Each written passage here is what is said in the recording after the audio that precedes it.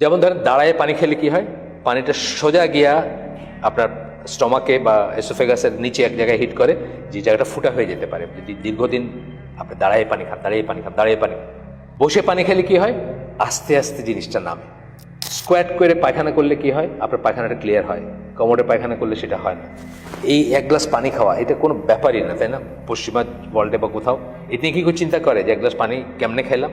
আমাদের কিন্তু এখানেও চিন্তা করতে হবে যে এক গ্লাস পানি কীভাবে খাইতে হবে, কীভাবে খাইলে আল্লাহ সন্তুষ্ট হবেন, কীভাবে খাইলে রসুলের কথা পালন করা হবে, এবং কীভাবে খাইলে সওয়াব হবে, কীভাবে খেলে গুনাহ হবে।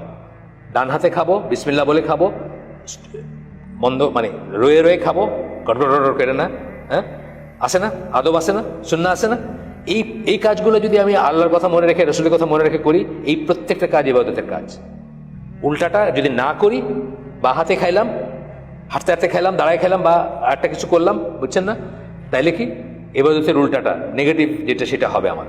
এটাই বলতেছেন সচেতনভাবে এইভাবে সম্পন্ন করতে হবে। এগুলি সবই আল্লাহর সার্বিক পরিকল্পনার অংশ। অনেক বড় একটা কথা বলছে, প্রতিটি জিনিসের ভিতরে মঙ্গল আছে, কল্যাণ আছে, এবং আল্লাহর পরিকল্পনার অংশ। যেমন ধরেন দাঁড়ায় পানি খেলে কি হয়, পানিটা সোজা গিয়া আপনার স্টমাকে বা এসোফেগাসের নিচে এক জায়গায় হিট করে, যে জায়গাটা ফুটা হয়ে যেতে পারে যদি দীর্ঘদিন আপনি দাঁড়ায় পানি খান। বসে পানি খেলে কি হয়, আস্তে আস্তে জিনিসটা নামে, হিট করে না কোথাও গিয়ে, বুঝছেন? আস্তে আস্তে পানিটা ভেতরে যায়। এইভাবে দেখবেন আপনি বসে পেশাব করলে কি হয়, ইউরিনারি ট্র্যাক্টটা এমনভাবে আল্লাহ ডিজাইন করছেন, স্কোয়াট করে পায়খানা করলে কি হয়, আপনার পায়খানাটা ক্লিয়ার হয়। কমোডে পায়খানা করলে সেটা হয় না।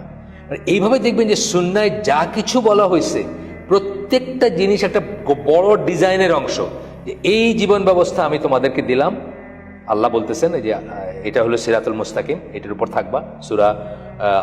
সূরা আল আনামের 153 নম্বর আয়াত সম্ভবত, সিরাতুল মুস্তাকিম এর উপর থাকবা, এটা আমার পথ, যদি অন্য কোনো পথে যাও তাহলে বিচ্যুত হয়ে যাওয়া। বা এই সামারিটা বললাম আমি। তাই সচেতনভাবে সম্পন্ন করতে হবে। এই মানে কি, এগুলি সবই আল্লাহর সার্বিক পরিকল্পনার অংশ, মানে আল্লাহর ডিজাইন। এইটা করলে জীবন বেস্ট চলবে, এটা করলে আখিরাত এবং দুনিয়া এবং আখিরাতের বেস্ট কল্যাণ, সবচেয়ে ভালো জীবন চলবে। আচ্ছা, তা মানে ইসলাম আমাদের শিক্ষা দেয় যে প্রথমত মানব জীবনের বহুমাত্রিক কর্মকাণ্ডের সকল ক্ষেত্রে স্থায়ী ইবাদতই হচ্ছে জীবনের সত্যিকার অর্থ বা উদ্দেশ্য। সকল ক্ষেত্রে স্থায়ী ইবাদত মানে সকল ক্ষেত্রেই ইবাদতের চিন্তা করবেন আপনি, এবং সেই মতো জীবন যাপন করবেন। এটা হচ্ছে সত্যিকার অর্থ এবং উদ্দেশ্য। আপনার জীবনের অর্থ সেটা, উদ্দেশ্য সেটা, সকল ক্ষেত্রে।